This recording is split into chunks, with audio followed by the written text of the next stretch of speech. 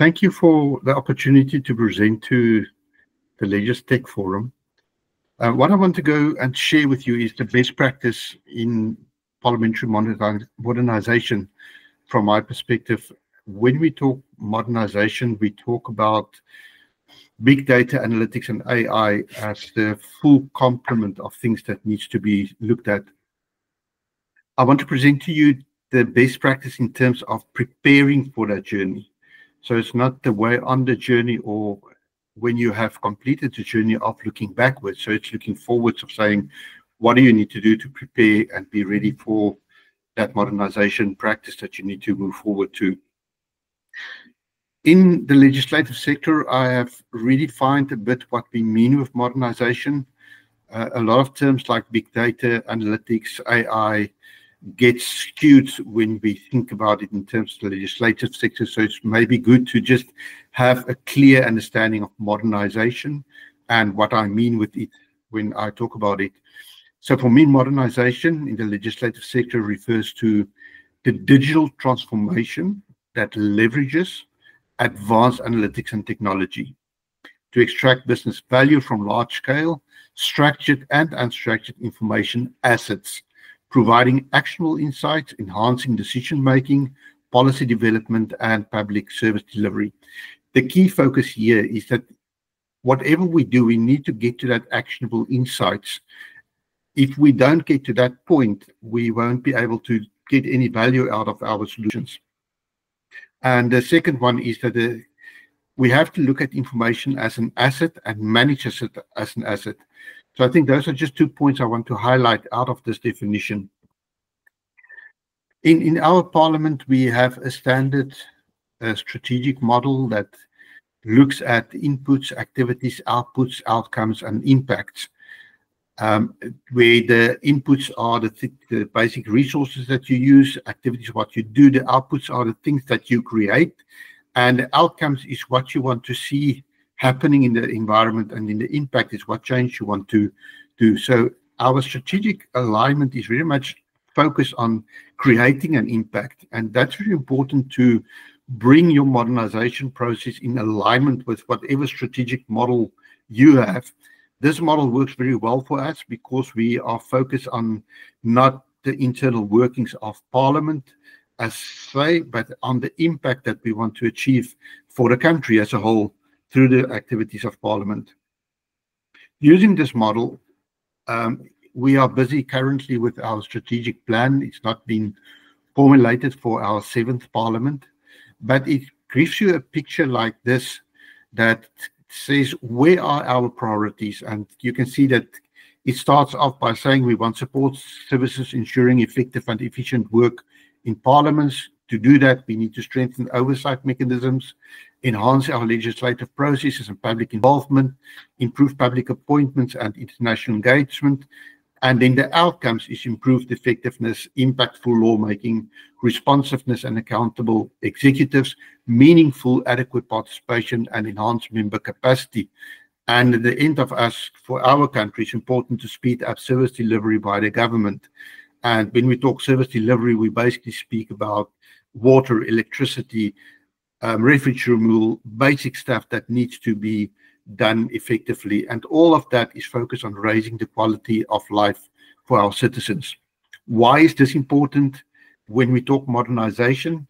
Because when we look at our initiatives of modernization, we basically use this as a filter to say, what is the most important things for us? Where do we put our priorities? So you have to have a clear prioritization model of where you want to add value, because anything that you do is going to add cost to your work environment. It's going to create additional admin cost even, and you need to make sure that what you do is actually going to add value. And therefore, this alignment with a specific and clear strategy is of critical importance. We then translate that into the inputs, activities, and the 2 things that's highlighted in our annual performance plan is that we want the 2 things. If you see, there are 2 indicators selected to achieve this improved performance, and that is information availability or visibility And then the second thing is empowered and skilled employees. Now, why this is very important is that you cannot have just the technology and the information availability without the skills. And I think it's great that we've got that clarity at the moment in our strategy to say that information and people are of equal importance. So when we talk about modernization, when we talk about digitalization, digital transformation, all those terminology, big data, it is no longer an ICT alone topic. It is a business topic. And everything that we do, and what I want to present here is to show you how we make that change as a holistic change in all. What we have done is in our preparation for this journey that we are going on, and we'll start our journey in our next financial year, which is from April forward. We have done in the previous year already, we started to look at our application portfolio. We analyzed all our data sources, our skills, our policies, and we started to say, what is the current state? What's the baseline from where we need to build? Now, I think a lot of people might start by looking at, wow, look at that parliament, what is it they doing? Look at that institution, look at what they are doing. But the reality is that we have to look at where we are and build from there onwards and use our current state as the departure point.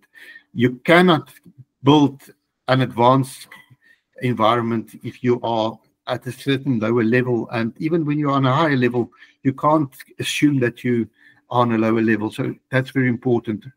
Then we built a data maturity model, and the data maturity model just tracked to us where we are, where we want to be, and how we're going to make that shift over our next parliamentary terms, which is the next 4 to 5 years.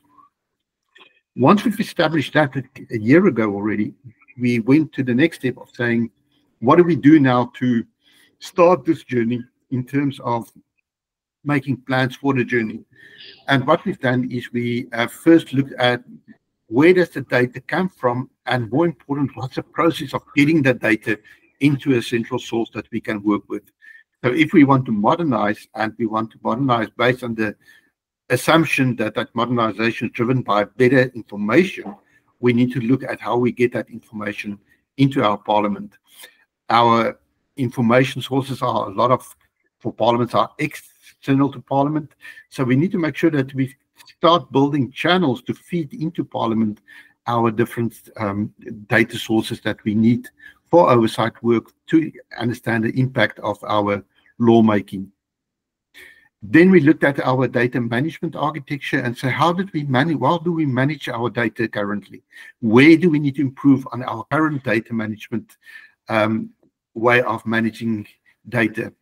Then the other three things that we put into place is, if you think of the previous slide, we said you need to look at your architecture and say, what's the ideal architecture that will take you forward? What are the components you need in that architecture? And then we started looking at our human resources and say, what are the human resources and skills that we need? And then we further looked at data quality assurance and say, do we have the right data ownership components in place to make sure that we have people that are responsible for quality of data? If you miss on any one of those three pillars, you will not succeed in the modernization process. So you have to have the quality, you have to have the human resource capability, as well as the architecture capability. All of those we pulled through into what we call use cases. We went and identified in almost a brainstorming fashion all the different use cases of what people want, what they desire, and we've put it into one big sheet, and we said, okay, then let's use it now and push it through a prioritization model so that we can identify where do we start with our use cases, where do we start with this modernization process, and we're looking for where we can achieve the most value and benefit in alignment with our strategy, but also where we've got the right capability already in place. If we look at our model, just to give you a quick overview of what we've done for maturity, we've broken this into much more detail, but I think this is just giving you an idea of what we've done. We've looked at our strategy, our way of communication, our culture, our skills, our data, our processes, our technology, and we said, where are we now in terms of 5 areas? We said, where are we lacking in terms of the modernization that we want to achieve? Where do we have got basic capabilities already in place? And then where are we starting to move forward, and where are we advanced? And are we at places where we can lead? So you can see, for example, in strategy, if you look at the way we're doing the strategy, where the big data is currently situated and our modernization, we are already intermediate. We are on our way. But if you look at process, we didn't have the process of how we acquired data, which might seem very strange, but it wasn't there. So we first had to, and you'll see that the jump we need to make is a big jump to even skip basic into an intermediary level, to make sure that we have the processes of flowing data towards the right sources and from the right sources. When we looked at our process, I'm not going to take you through the whole detail of the process, but we've looked at the whole process of data acquisition. And just at the bottom, I think it's an important part to look at is we've looked at how do we discover the data that we need. So once we've got the use case, how do we identify the data we actually need? How do we structure it in the pipeline so the data can flow towards us? How do we ensure the quality of that data? What is the mechanisms we put into place? What is the agreements we put into place? How do we then build the solution, test the solution, and implement the solution? The latter part is fairly system development lifecycle type of approach, but that ensuring the quality, those agreements that's put into place, I think that's an area where many people do not really put in enough effort to make sure that they've got the right data and that the organization around that data is in place. We then looked at the human resources, and we made a very simple model of saying, if we look at that process and we understand what roles is needed in each of that processes, what are the HR components we are missing. And we have seen that there are some components like our governance specialists, our business analysts, information architects, systems developers, that's already in place in our ITT environment. But we said we need to now go and engage with our human resource and say, how do we skill these people up to be better ready for this change that we want to make? So the first thing is just look at your present skills and say, what is the change we're going to bring for them in terms of skilling them up? Then we identified some roles that is not currently available that we think is in the near future is going to be important, and that was the data engineer, data scientist, and data specialist. And here again, we're engaging with our HR specialists to say, how many do we need? Where do they report into? Because these roles are not necessarily roles that's sitting in ICT. The data scientist might sit, for example, we've got a division that looks specific at knowledge information systems, that look at the content we provide to our members of parliament. And then the data scientists will be sitting there and not necessarily in ICT. Then another role that we have identified is the optimization specialist. But looking at our parliament, our specific situation and size of implementation, we thought that that optimization specialist might not be a full role that you can appoint a person in there and keep them busy gainfully for their full working hours. And what we then basically that we said, HR should look at how we can bring that role and conjoin it with another role so that we can have the role skills in-house, but not necessarily maybe in a new position.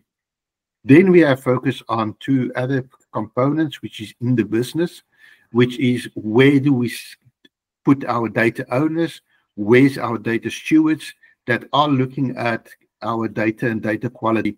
And that is across the data life cycle of where we capture the data, how we identify data, how we store data, how we utilize the data, and how we make the data available. So across that whole thing, we need to make sure that we've got the roles to look at it. Our architecture, we try to keep it as simple as possible. We said that basically we need to, I'm not going to go into all the detail of the components, but we said we need to find an architecture that can dig into multiple sources of data, because if we are working with external data, those data is also coming out from, we haven't got control over those data sources. We need to be able to ingest that data in a easy to manage manner. We need to transform that data through data compression, data transformation, data cleaning, etc. The data compression is very important because in the modernization, we focus especially on multimedia, so voice, video, pictures. We need to know how we compress those things. And then we need to store that data in a way that we can work with it, and that storage must make available for different ways of accessing the data and getting the data. So some might be streaming the data, some might be bulk uploads, some might be capturing the data. So all those different components we have to look at. Then we need to look at analysis, which is the data processing, machine learning, natural language processing. How do we collaborate around this data? How do we allow for people to discover data that is there, even if they don't really know what is exactly there in the detail? And then lastly, we need to visualize our data in terms of our dashboards, in geospatial representation and statistical models. Very important there for us, because if you think of the first slides I showed, we want to understand the impact we are making. So we need to understand data and information from our different provinces, municipalities within that provinces, wards within that, and understand on a geographical basis what's the impact that's being achieved through the oversight that's being done and through the lawmaking that's being done. We've taken this model that is sitting on top of data governance, data orchestration, and then a central warehouse environment. And we have discussed it with various people and service providers, and we are now refining the components. So the components you're seeing here was an initial way of saying, this is what we think we need. And now we're engaging with service providers to say, if you want to do all those things, what are the best component and architecture that they can offer us? And we're in the process of refining this architecture at the moment to get the best bang for our buck. Our use cases, I'm again not going to go through all of them, but typical use cases that was flagged was those use cases that relates to impact. How are we achieving impact? So we're looking at the data that must flow in so that we can track progress against our national development plan that is set up by the government. And we can track and say, is the government achieving the national development plan objectives? And can we then give our members of parliament information to track and understand what goes right in that areas, what goes wrong in those areas, so that they can be much more proactive in terms of the questions that they are asking and the issues that they are probing. And then we're looking at, for example, a committee dashboard that says, how is our service delivery across the country? Where's are there electricity problems? Where are there water shortage problems? So that you can bring that into a central picture. The next area is very strongly over oversight, and especially the monetary oversight. What we are looking at there is basically to our big leverage is that we approve as a parliament the budget of the executive. So we need to also look at how they spend that budget. And we can start to look at, is the allocation and spending in alignment, and how does that align with the actual delivery? Then there are things like classification, multimedia analysis to look at who's speaking, identify speakers, identify certain themes, etc., to take the content that we have that are public and tag them so that we can put them on a portal that is thematic classification of the information. We also looked at our legislative sector of saying, but there's a broader picture in South Africa. We've got the national parliament, and then we've got all our provincial legislators working as well. And we want to bring all their information together into one place so that we can get better cooperation between the different legislative sectors around the legislative sector's oversight model.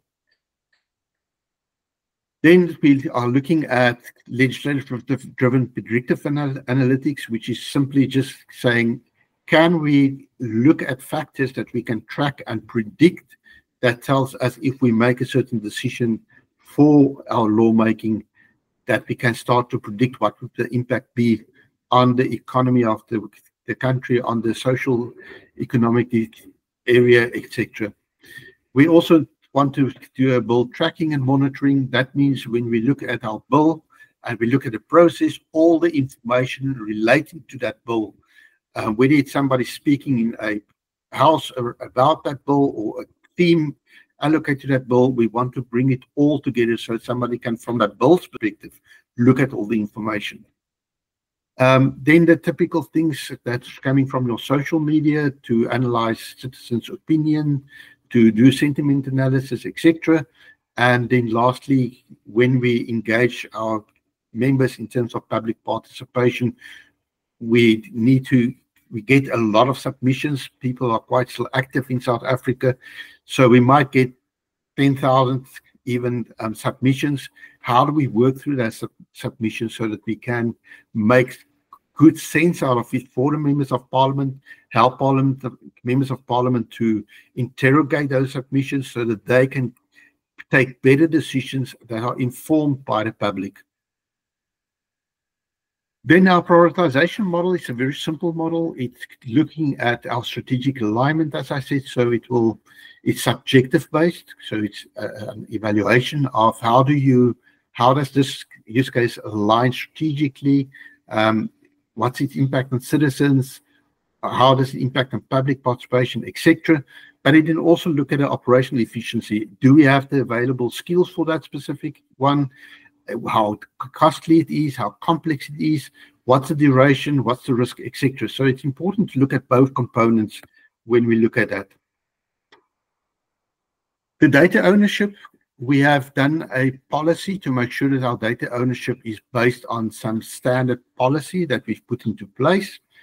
We developed a standard operating procedure of how our data owners and data stewards should work in that policy environment, and we now need to give them training so that they understand how to observe that roles.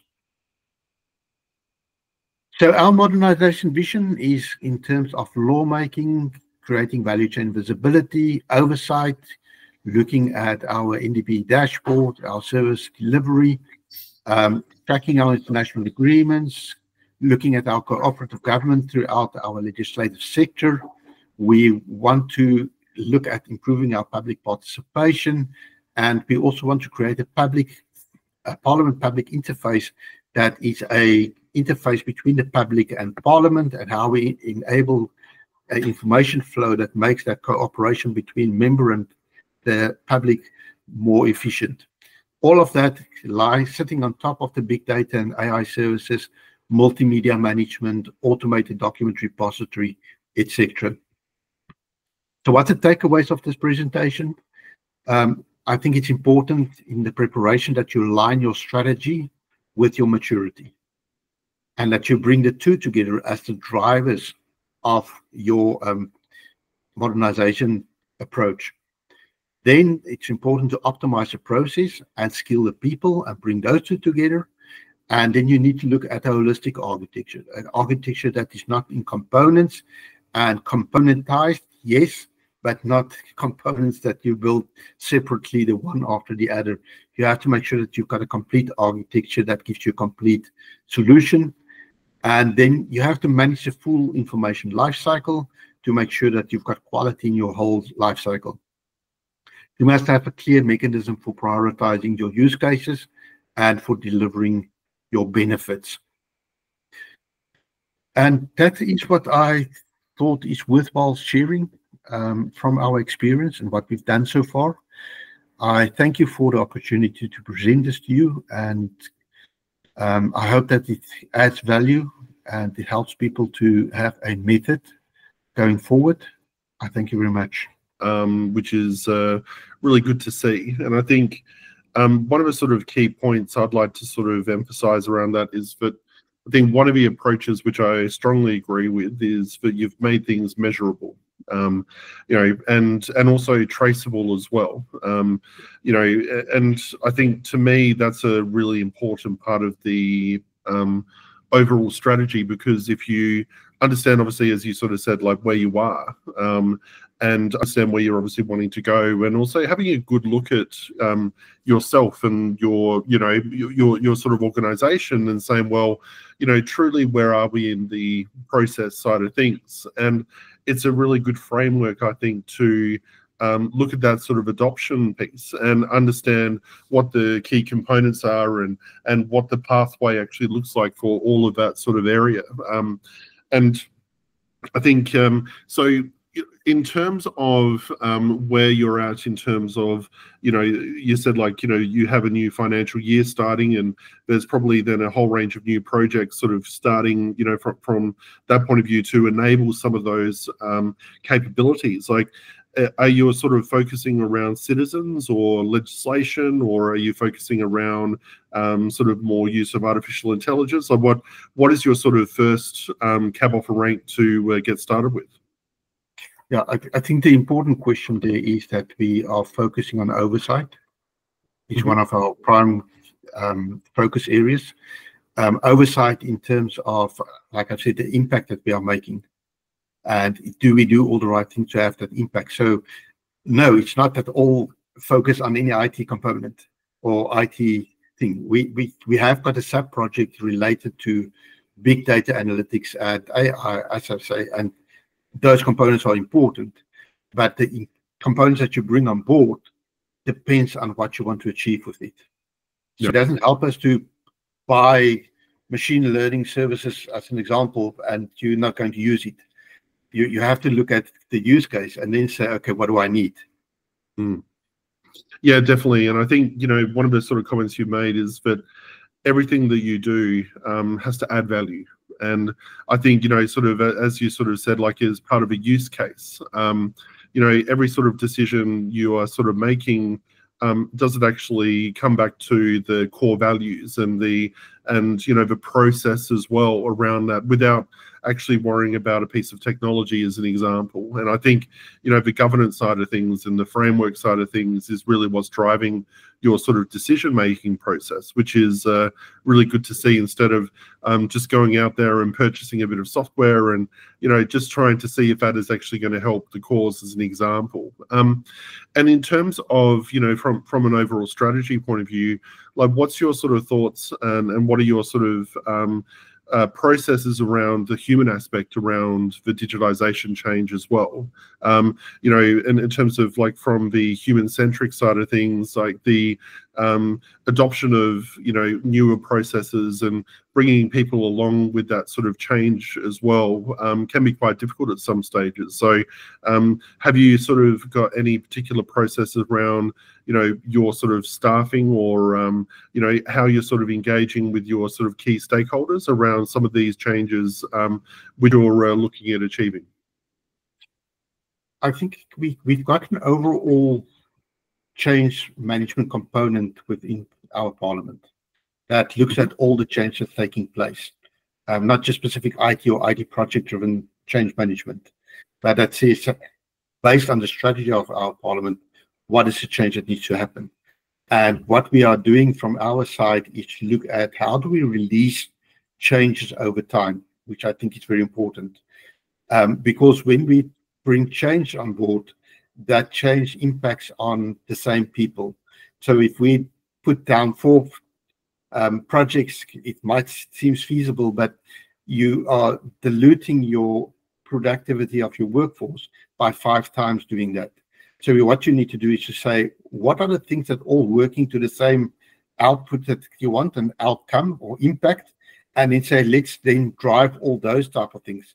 And then your training and your engagement is much more focused on not just the technology training, but the actual training in context of what you want to achieve. Yeah, no, it's really interesting, sort of having a discussion around that as well. I noted that I think some of your sort of slides were mentioning, are you sort of investing into, say, local data centers, or are you sort of more focused now around cloud service? I know like Microsoft Azure has a South African sort of presence now, and probably AWS and a range of other sort of providers. Like, are you sort of trying to leverage, obviously, like open source, or like, have you got any particular viewpoints around that, or it all depends on the use case and the presentation that you're actually achieving around that? For us, the data sovereignty question is very important, because the Parliament is a national key holder. It is a government organization.